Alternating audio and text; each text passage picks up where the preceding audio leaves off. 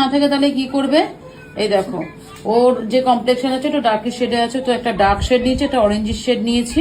এই দুটো নিয়ে আইশ্যাডো প্যালেট থেকে নিয়ে জাস্ট একটু ব্লেন্ড করে তারপরে দেখো যে এখানে আমরা ব্রাশ করি চিকবোনটা ঠিক ওপর দিয়ে ভেবে ব্রাশটা দিলাম। হ্যাঁ, তবে এটা খেয়াল রাখতে হবে আশেপাশে অনেক কালার থাকে, তো সেই কালারগুলো যাতে ব্রাশে না লেগে থাকে।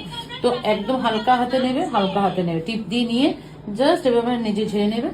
যে জায়গায় ব্লাশ করার, যেমন নাকের ওপরে একটু থুতনিতে, হ্যাঁ এই জায়গাগুলো ব্রাশ করে দেবে। কেমন খেয়াল? ঠিক আছে।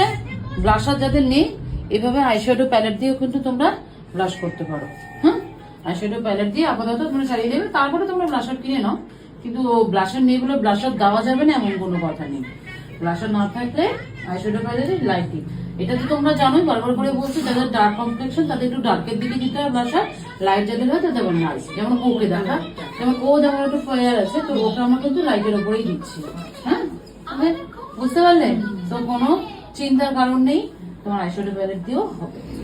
যদি লাইট হতো, এই দুটো তো ডার্ক শেডে বললাম, লাইট এবার তোমার যদি লাইটের শেডের হতো এটা নিতাম আর একটু এটা নিতাম। এই যে পিঙ্ক পিচ পিঙ্ক শেড আর একটু অরেঞ্জের ঘেঁষা নিয়ে আমি করে দিতে পারি।